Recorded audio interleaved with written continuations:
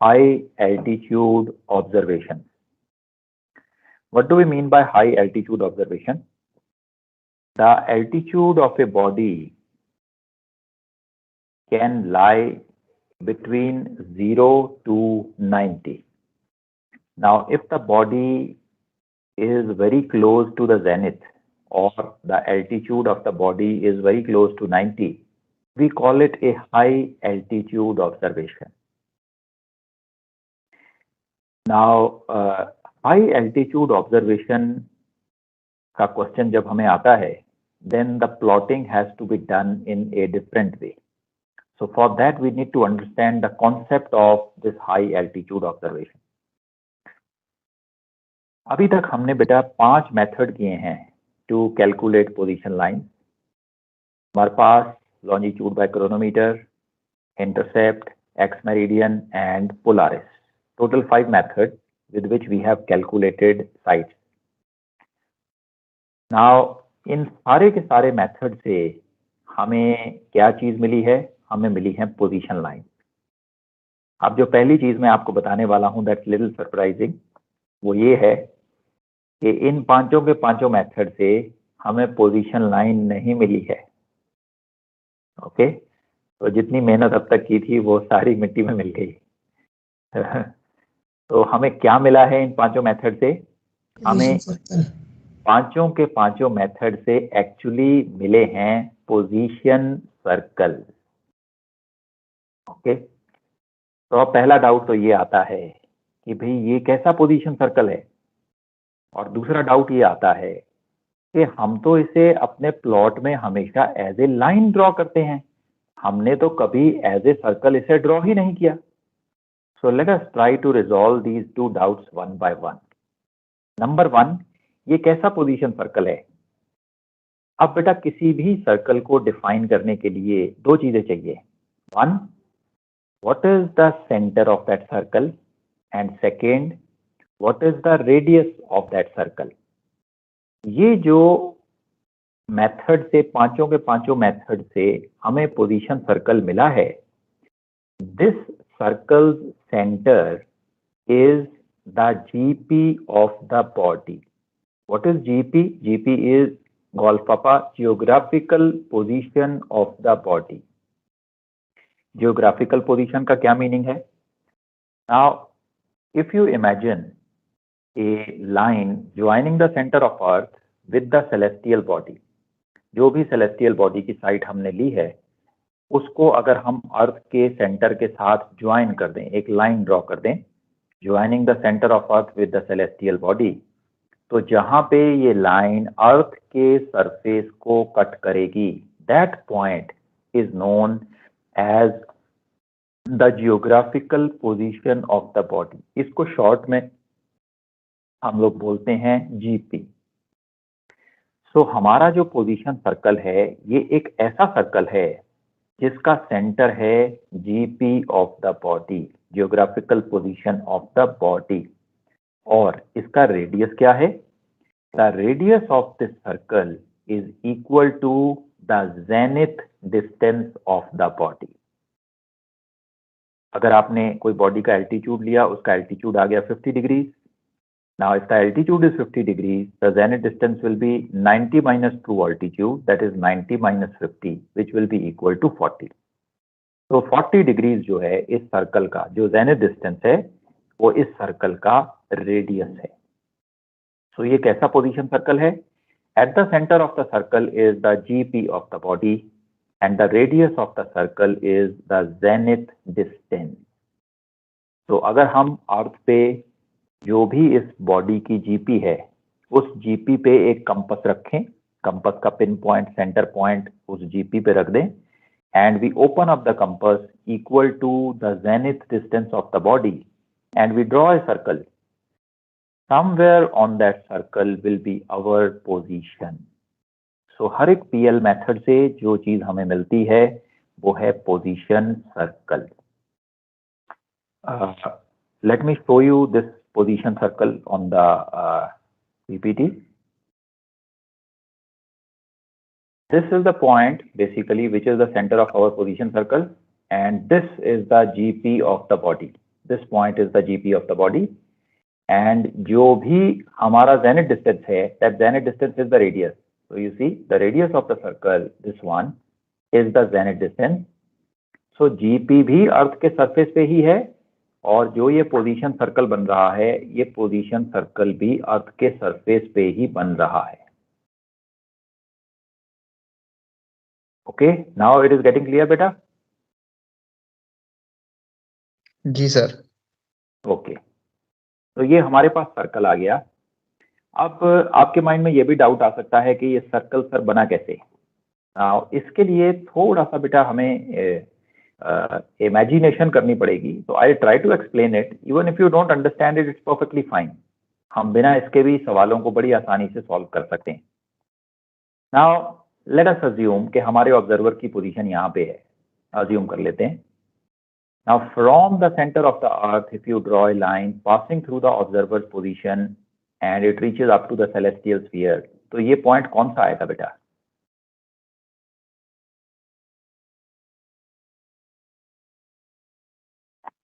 From the center of the earth, passing from the observer's position, going up to the celestial sphere, हम कौन से point पे पहुंचेंगे? That point would be the zenith of the observer. और ये celestial body है यहाँ पे, you can call it as X. Now अगर हम z to x इस आर्क को मेजर करें, तो ये आर्क क्या होती है बेटा?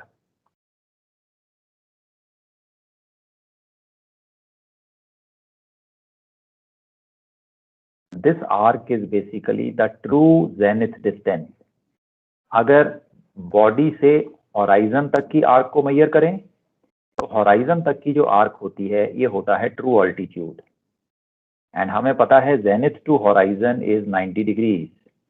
So 90 minus true altitude gives you the TZD, true zenith distance of the body.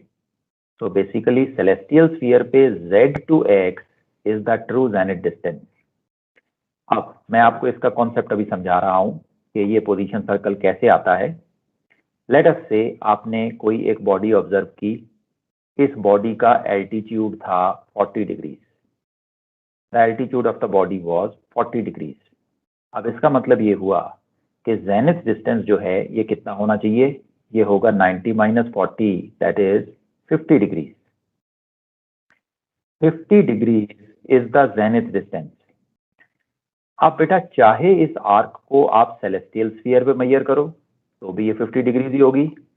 चाहे इस आर्क को आप अर्थ के सरफेस पे मेजर करो, तो भी ये 50 डिग्रीज ही होगी. बिकॉज जो एंगुलर measurement है arc की, that does not depend on the radius. It is something like this. If this is the center, you have one circle here, you have another circle here.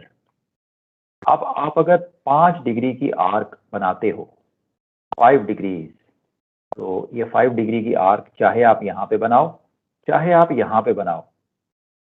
Okay, तो this arc 5 degree arc here and 5 degree arc here, अगर आप angular unit में major कर रहे हो, तो ये arc दोनों की दोनों 5 डिग्री की सेम होने वाली हैं, चाहे आप किसी भी रेडियस का सर्कल बना लो, चाहे वो अर्थ हो, चाहे वो सेलेस्टियल स्फीयर हो.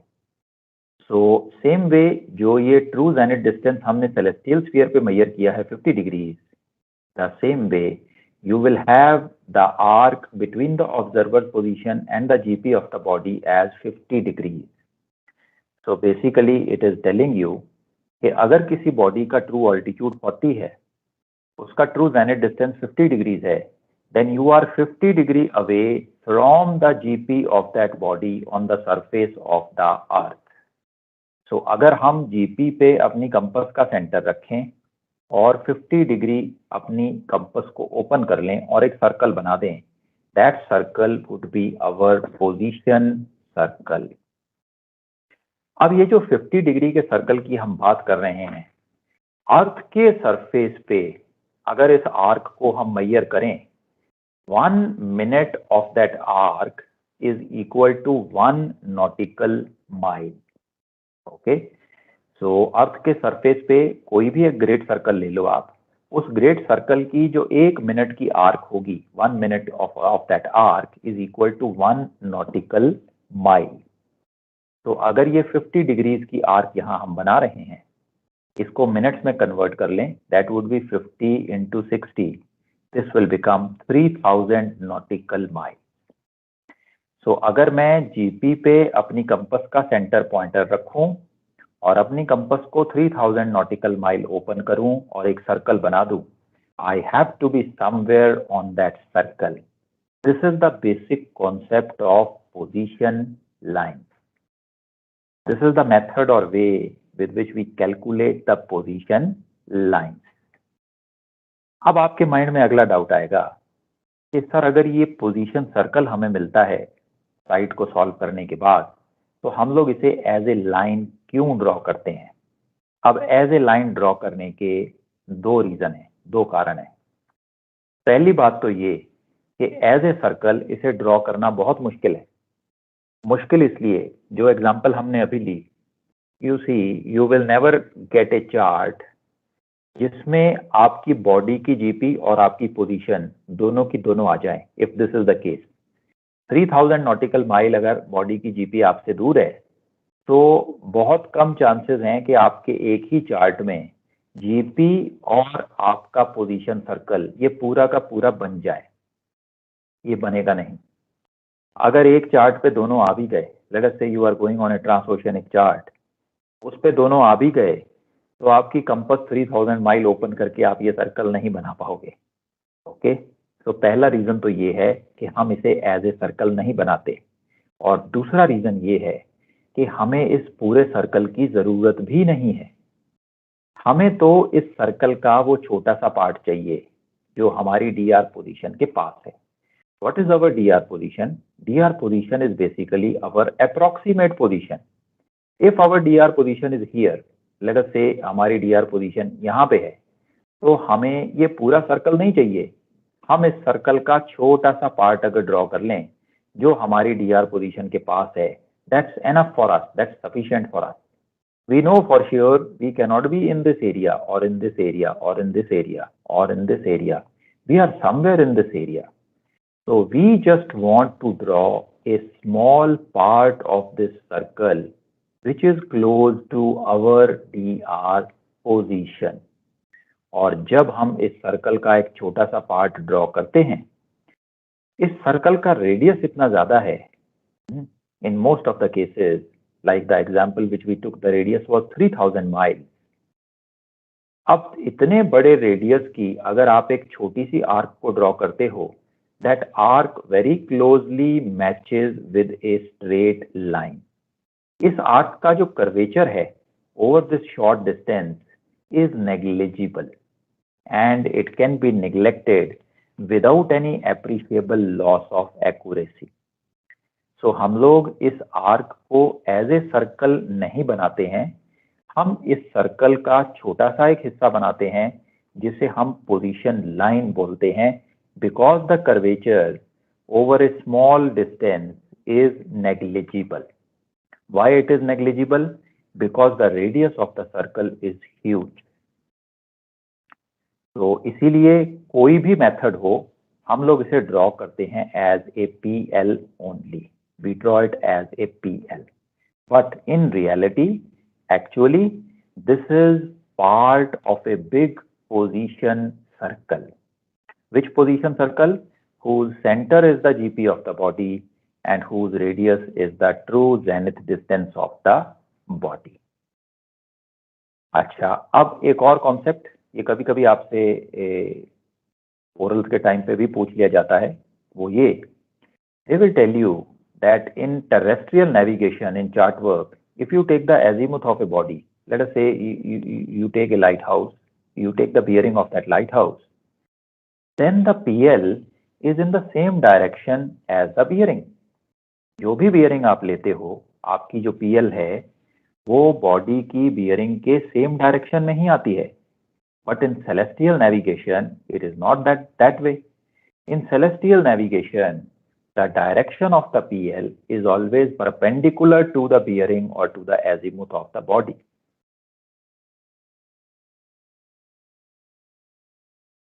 सो नेक्स्ट क्वेश्चन जो आपसे पूछा जा सकता है वो ये कि सेलेस्टियल नेविगेशन में why is the PL perpendicular to the azimuth?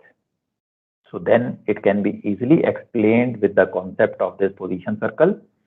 The azimuth is basically the radius of this position circle. Okay, the magnitude of this radius is given by TZD. The direction of this radius, in which direction the GP is, that is given by the azimuth of the body. And since our position lies somewhere on the circle, we are on the circumference, the radius and circumference always cut or intersect at right angles. That is why in celestial navigation, the position line is always perpendicular to the azimuth of the body. तो अब बेटा ये concept कुछ जो है ये समझ में आया है बेटा?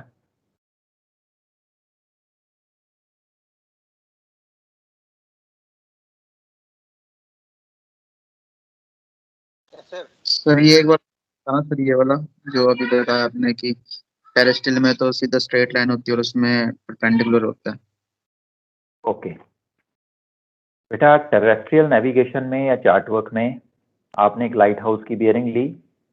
You can draw that bearing on the chart and you get your position line. So the azimuth of the body and the PL, they are the same. Okay, but in celestial navigation, this method is not possible. Why it is not possible? आप यही काम celestial navigation में कर नहीं सकते. Reason इसका ये है, अगर आप बॉडी की बियरिंग ले भी लो, लेट अस से कि आपको कोई स्टार दिख रहा है, आपने उसकी बियरिंग ले ली. अब सबसे पहले तो वो आपके चार्ट पे कहीं ना कहीं होना चाहिए, तभी आप ड्रॉ कर पाओगे. Now there are very less chances that the GP of that star will fall on your chart. तो आप इसको प्लॉट ही नहीं कर पाओगे. हम मान लेते हैं कि वो आपके चार्ट पे आ भी गया और आपने इसे प्लॉट भी कर दिया. Even then this distance is going to be so huge that इसमें एक्यूरेसी नहीं आएगी. हमारी जो बियरिंग लेने की एक्यूरेसी है, हमारी कंपास की accuracy is 1 degree. Okay, 1 degree. ज़्यादा से ज़्यादा हो सकता है हाफ ए डिग्री पे आपको मार्किंग मिल जाए. So half A degree. Now half A degree error in A light house which is 20 miles away from you does not cause any substantial error in the PL. But half a degree error from a body which is light years away from you is going to cause huge error, a substantial error. तो इसलिए ये जो method है जो chart work में use किया जाता है, इसे सेल नैव में यूज नहीं किया जाता. हम लोग सेल नैव में पोजीशन सर्कल फाइंड आउट करते हैं, पोजीशन सर्कल. और ये जो पोजीशन सर्कल है, इस सर्कल में azimuth of the body is the radius of the circle and PL is the circumference of the circle. Now radius and circumference, they are always at right angles. That is why in celestial navigation the PL is always perpendicular to the azimuth of the body.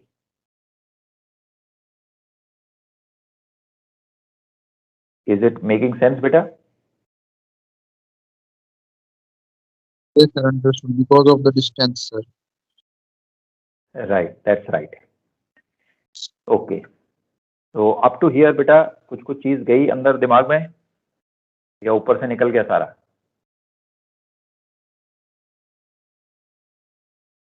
आ गया sir. आ गया sir, समझ में आ गया. Very good, very good बेटा, बहुत बढ़िया. अब देखो, अब चलते हैं इससे आगे. ओके, अब हम चलेंगे सुपर से भी ऊपर. तो अब हमें सर ये जो 1 मिनट सर ये जो जीपी है, जीपी अपने स्टार से अर्थ से टच करती है और जाके कहाँ कनेक्ट होती है? पीछे अर्थ के सेंटर में. ओके, देखो बेटा, जीपी किसे बोलते हैं मैं यहाँ दिखाता हूँ आपको. Let's erase. Okay, let's pick up red colour. अब बेटा मान लो ये अर्थ का सेंटर है हमारा, ये मैंने रेड कलर से मार्क किया. This is the centre of the earth. आप अगर अर्थ के सेंटर को, जो भी सेलेस्टियल बॉडी की साइट आप ले रहे हो, इसको ज्वाइन कर दो. अर्थ के सेंटर को हमने सेलेस्टियल बॉडी के साथ ज्वाइन कर दिया.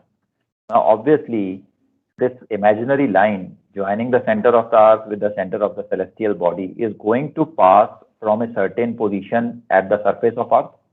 That position is known as the GP.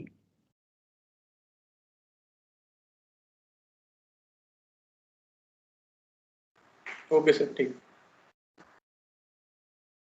Okay, अब चलें बेटा आगे। अब हमें इससे भी आगे जाना है थोड़ा सा। ओके, अब हमें ये पता चला कि एक्चुअली पोजीशन लाइन जो हमें मिलती हैं साइड सॉल्व करने पे, वो पोजीशन लाइन नहीं होती, वो होते हैं पोजीशन सर्कल। उनको एज लाइन हम क्यों ड्रॉ करते हैं? क्योंकि यूजुअली उस सर्कल का जो रेडियस है वो होता है huge, and because of that huge radius, एक तो जीपी हमारे चार्ट पे नहीं आ पाती, it is not on the chart, तो हम उसका सेंटर कहाँ रखें, ये प्रॉब्लम है। और दूसरा, इतना बड़ा सर्कल हम चार्ट पे कभी ड्रॉ ही नहीं कर पाते, और हमें पूरा सर्कल चाहिए भी नहीं, हमें तो उस सर्कल का छोटा सा पार्ट चाहिए होता है जो हमारी डीआर पोजीशन के पास हो। अब अगर हमारी डीआर पोजीशन यहाँ पे है तो हमें तो इस सर्कल का छोटा सा हिस्सा चाहिए, इतना सा part. That's enough for us. We are not interested in this part of the circle or this part of the circle. We are just interested in a small part which is close to my DR position. So this assumption के a position circle जो है, इसे हम as a position line अपने plot में या chart पे draw करते हैं, that assumption works well. अब अगर बेटा यहाँ पे एक चीज चेंज हो जाए, क्या चीज चेंज हो जाए? अगर हमारा जो ट्रू जेनिथ डिस्टेंस है, which is basically the radius of this circle, वो ट्रू जेनिथ डिस्टेंस बहुत कम हो जाए, it comes in the range of 10 miles और 20 माइल्स और 30 माइल्स और 40 माइल्स और 50 माइल्स, ओके, और 60 माइल्स। अब अगर ये इस रेंज में आ जाएगा तो फिर तो बेटा हमारे सर्कल का रेडियस बहुत छोटा हो जाएगा। 10 माइल का सर्कल या 30 माइल का सर्कल या 50 माइल का सर्कल तो ड्रॉ करना बहुत आसान है। ऐसे सर्कल का सेंटर भी हमारे चार्ट पे ही होगा। अब अगर 50 माइल भी रेडियस आ गया आपका, तो उस सेंटर का जो सर्कल है वो आपके चार्ट पे ही आएगा, और 50 माइल कंपास को खोल के इस सर्कल को ड्रॉ करना इज अचीवेबल। एंड इस केस में अगर हमारा रेडियस बहुत छोटा हो गया है या ट्रू जेनिथ डिस्टेंस बहुत छोटा हो गया है, तो हमारे सर्कल का कर्वेचर भी सिग्निफिकेंट होगा। तो अगर सिग्निफिकेंट कर्वेचर है तो बेटा ऐसे केस में तो फिर उसे पीएल कंसिडर करना गलत हो जाएगा। अब आपके चार्ट पे ये एक छोटा सा सर्कल बना है ऐसे, और आप इसको एज ए पीएल अगर कंसिडर कर लो तो फिर ये गड़बड़ हो जाएगी ना बात। शिप की पोजीशन आप यहाँ पे मान लो, एक्चुअली होनी चाहिए थी यहाँ पे, so that will be wrong. So अगर ये true zenith distance which is the radius of our circle ये कम हो जाए तो हम इस कॉन्सेप्ट को नहीं मान सकते कि पोजीशन सर्कल को एज ए पीएल ड्रॉ कर सकते हैं। In that case we can not draw the position circle as a PL, हमें तो उसे एज ए सर्कल ही ड्रॉ करना पड़ेगा। पीएल आप उसे तभी ड्रॉ कर सकते हो अगर उसका कर्वेचर इनसिग्निफिकेंट हो, कर्वेचर बहुत कम हो, which is only possible if the radius is huge, if the radius is running into hundreds or thousands of miles. If the radius is less, then you cannot neglect the curvature of the circle. Secondly, वो पूरा का पूरा circle जो है, पूरा का पूरा circle जो है वो हमारी डीआर पोजीशन के पास ही होगा। If our DR position is here, तो पूरा का पूरा सर्कल, अब अगर सर्कल का रेडियस ही 10 माइल है तो ये सारा का सारा सर्कल ही हमारी डीआर पोजीशन के पास है। इसका मतलब हमारी पोजीशन कहीं पर भी हो सकती है। Okay, it is not that the circle is having radius in the range of thousands of mile which will put one part in Pacific Ocean and another part in Atlantic. It is not that way. The radius is only 10 miles now. So that is why the entire circle should be drawn on the chart. तो position circle को position line assume करने वाला जो concept है वो true zenith distance कम होने पे या इसका रेडियस कम होने पे नलिफाई हो जाता है। If the radius is less and if the true zenith distance is less, then we have to draw it as a circle. अब ये ट्रू जेनिथ डिस्टेंस लेस कब होगा?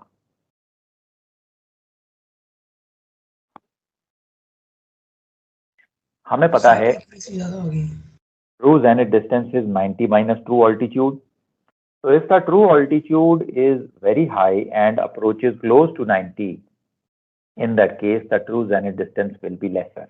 Or in other words, जिसको हम बोलते हैं हाई एल्टीट्यूड ऑब्जर्वेशन, जब observation high altitude की होगी तो ट्रू जेनिथ डिस्टेंस कम हो जाएगा। एल्टीट्यूड हाई हुआ, जेनिथ डिस्टेंस कम हुआ, और जेनिथ डिस्टेंस कम होते ही हम इसे एज ए लाइन ड्रॉ नहीं कर सकते, हमें इसे एज ए सर्कल ड्रॉ करना पड़ेगा।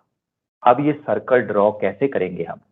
हमें पता है सर्कल का सेंटर है जीपी और सर्कल का जो रेडियस है वो रेडियस है टीजेडटी, true zenith distance.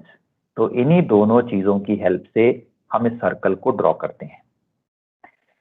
True zenith distance कैसे आएगा? That's pretty easy.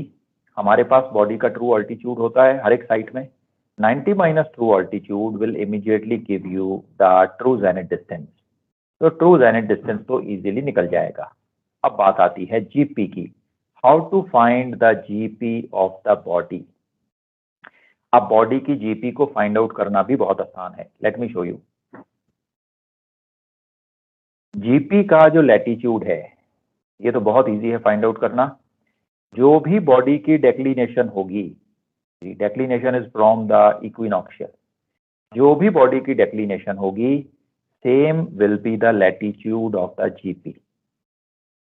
The arc of the celestial meridian on the celestial sphere between the equinoctial and the body is the declination, and it will be same as the latitude of the GP on the surface of Earth. तो जितनी body की declination उतना ही GP का latitude. तो latitude तो मिल गया। अब आते हैं जीपी के लॉन्जिट्यूड पे। नाउ लॉन्जिट्यूड में हमें ध्यान रखना पड़ता है। ध्यान क्या रखना पड़ेगा? Forget about this. लॉन्जिट्यूड के लिए बेटा let me show you a diagram. Let us say this is the Greenwich meridian and at the centre we have the pole. अब जीपी का लॉन्जिट्यूड अगर हमें निकालना है तो सबसे पहले हमें सेलेस्टियल बॉडी की पोजीशन पता होनी चाहिए। सेलेस्टियल बॉडी की पोजीशन एल्मनैक में दी रहती है और एल्मनैक में हमें क्या दिया होता है? They give us the GHA and they give us the declination. Now जो डेक्लिनेशन हमें एल्मनैक से मिली उसने हमें जीपी का लैटिट्यूड तो दे दिया। So latitude came straight from the declination. Longitude हमें मिलेगा जीएचए से, लेकिन लॉन्जिट्यूड निकालने में एक डिफरेंस आएगा।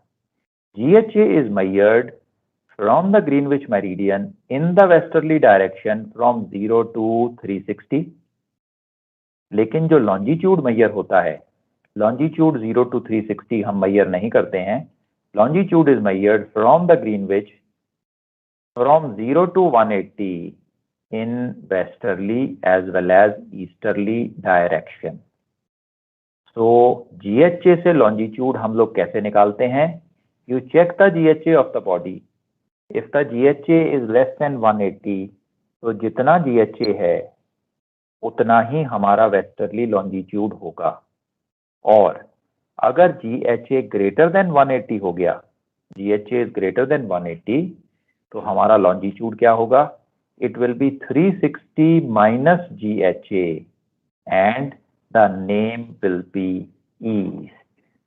So this is how we find the longitude from the GHA of the body.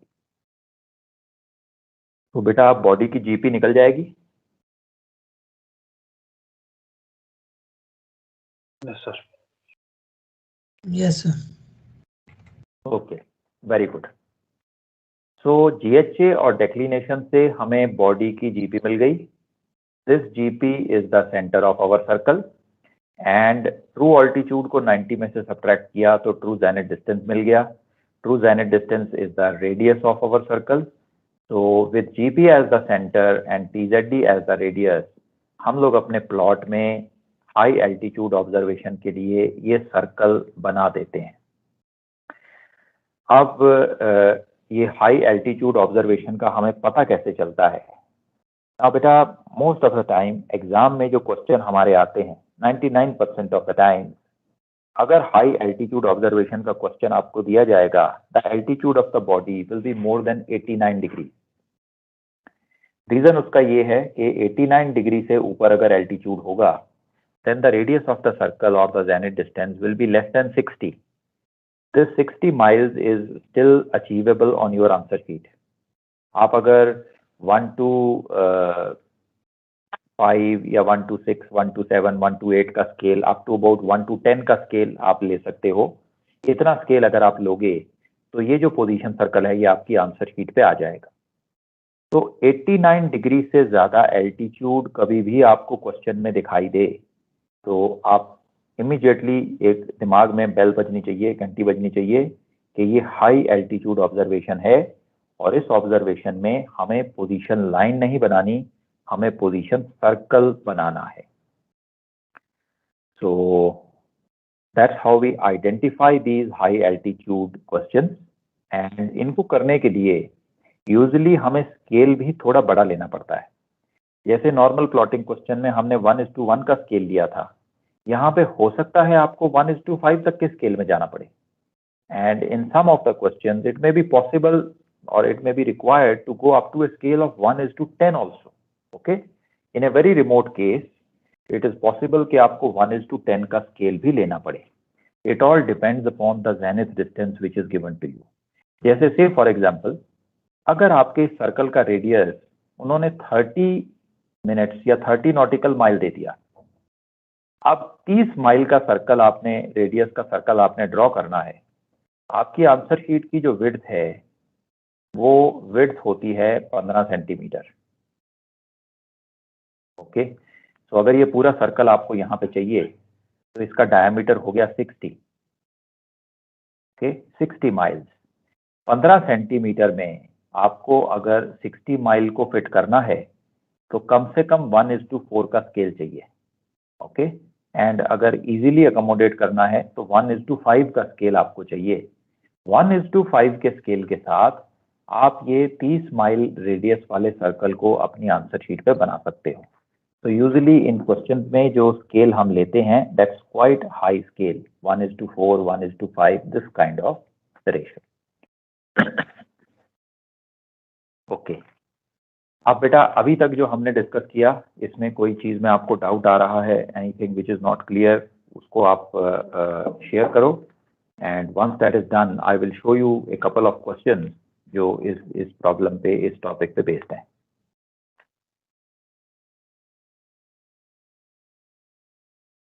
All clear sir ये लॉन्जिट्यूड वाला एक बार दोबारा समझा दें सर। कौन सा वाला बेटा?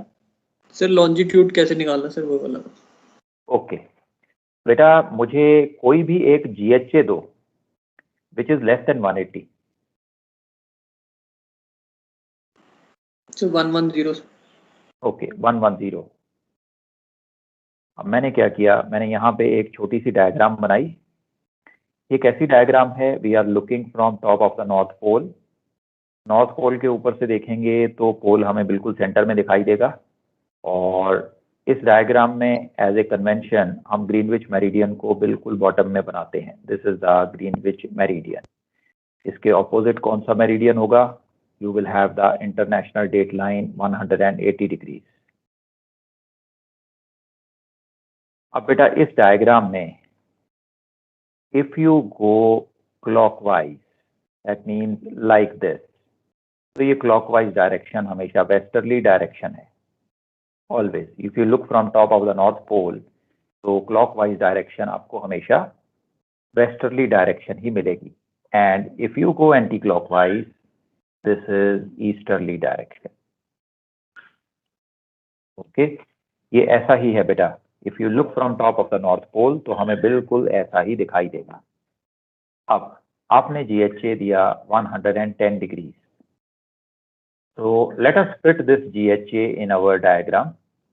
GHA 110 means ग्रीनविच मेरिडियन से वेस्टर्ली डायरेक्शन में 110 डिग्रीज अगर मैं चला जाऊं, that means somewhere here. This is where the body is. This is where the star is. अब बेटा आप बता सकते हो अर्थ के सरफेस पे इसका लॉन्जिट्यूड क्या होगा?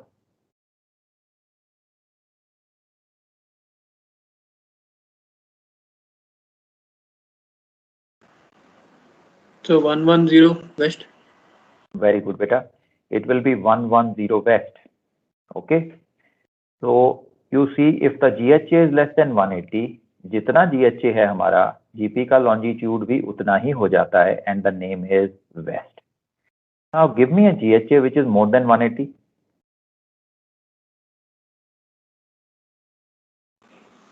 290. Okay. So we have a body whose GHA is 290. Okay. अब इस 290 GHA को डायग्राम में शो करते हैं. From the Greenwich meridian, go in the westerly direction. You reach up to 180, 270, and 290. 290 is up to somewhere here. So this is where the body is.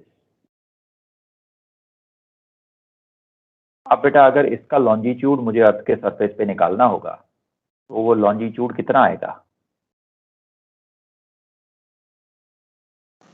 70 sir, 70 east. Very good. So from the Greenwich meridian, if you go in the easterly direction by 70 degrees, क्योंकि total Greenwich to Greenwich तो 360 है. So if this is 290, you go 70 degree east from the Greenwich meridian, that's where the body is. So you see if the GHA is more than 180, then the longitude would be 360 minus GHA, that is 360 minus 290, 70 degrees, and the name would be east.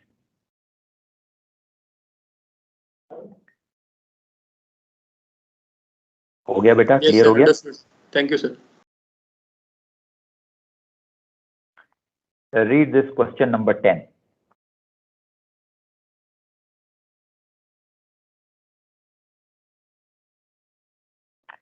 November 1992, GMT so and so, the true altitude of the sun was 8926. So this 8926 rings some bell in the mind?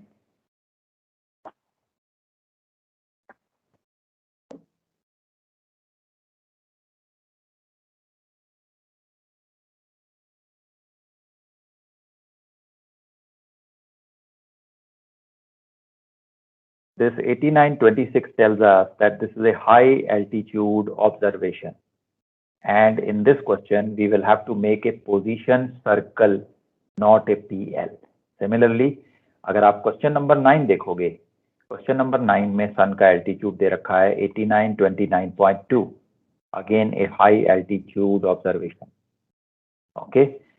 So both these questions, question number 9 and question number 10, they are high altitude observation और इन दोनों में ही हम यहाँ पे position circle बनाए.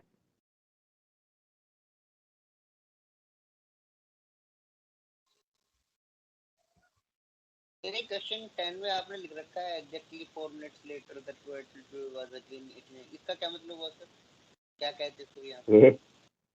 बेटा इसका exactly वही मतलब है जो लिखा है.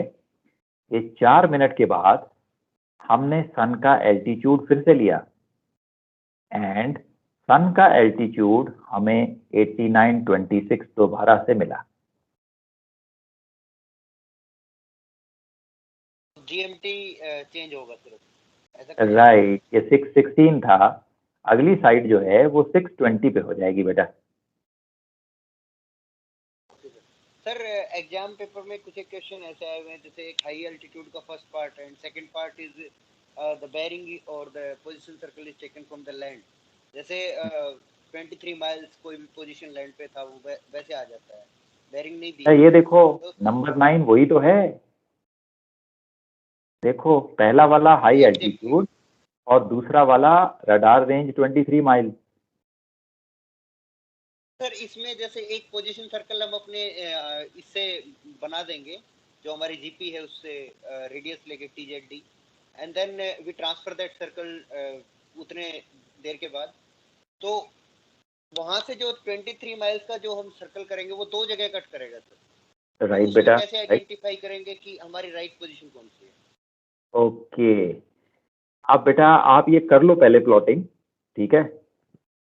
जब आप प्लॉटिंग करोगे ना, तो आप प्लॉटिंग जब करोगे,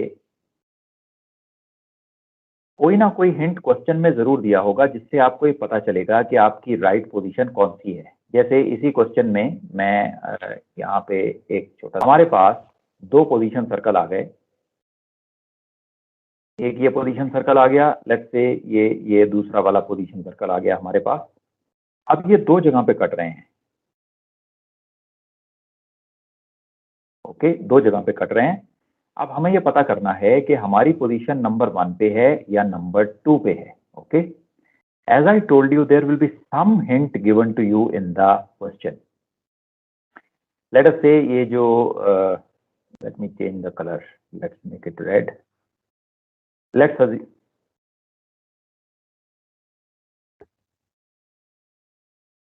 assume कि ये जो रेड कलर का सर्कल है ये हमारा हाई एल्टीट्यूड ऑब्जर्वेशन वाला सर्कल है, और जो ये ब्लू सर्कल है, the blue circle is point land वाला जो पॉइंट है उसका सर्कल है।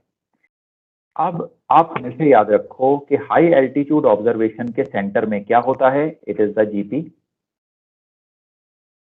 The centre is the GP of the body, that's right.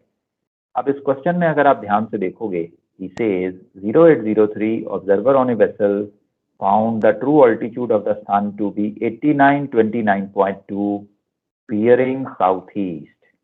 So what is the bearing of the sun? The bearing is southeast, okay. अब ये south east exact नहीं है, this south easterly basically represent the direction, इसलिए उसने exact 135 degree नहीं बोला, उसने south east बोल दिया, so that somewhere sun south east of the observer है।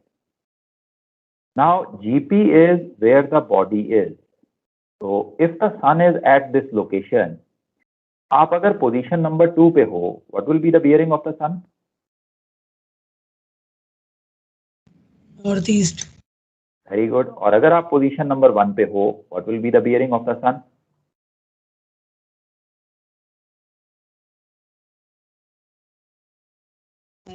तो फिर नंबर 1 हो जाएगा सर इसका आंसर। एग्जैक्टली बेटा, तो हो गया सॉर्ट, आ गया answer. Yes sir. Okay okay, तो बेटा अब आप इन क्वेश्चंस को प्रैक्टिस करो। जितने भी कॉन्सेप्ट्स इन सवालों में यूज होते हैं वो सारे के सारे कॉन्सेप्ट हमने कवर कर लिए हैं।